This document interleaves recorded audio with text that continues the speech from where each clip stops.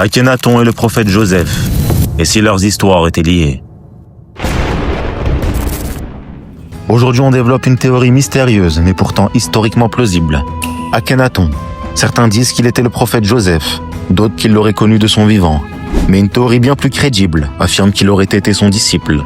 Un roi marqué par la trace d'un prophète étranger, Joseph ou bien Youssouf. Vendu comme esclave, jeté en prison, puis élevé au rang de vizir par le pharaon. Joseph parlait d'un Dieu unique, invisible et sans image, le Dieu des cieux. Et quelques générations plus tard, un roi ose l'impensable. Akhenaton apparaît, il rejette les anciens dieux, interdit les idoles et n'adore plus qu'un seul Dieu, Aton. Un disque solaire, symbole d'un Dieu invisible et universel. Est-ce une coïncidence ou un héritage spirituel? Et si Akhenaton n'avait pas inventé le monothéisme, mais l'avait reçu? Certains pensent qu'il était Joseph lui-même ou qu'il l'avait connu personnellement. Mais les dates ne collent pas et l'histoire ne les relie pas clairement.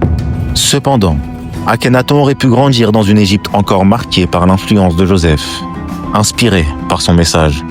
Et si derrière ce roi maudit qu'on a voulu effacer, se cachait un homme qui avait simplement entendu l'écho d'un prophète?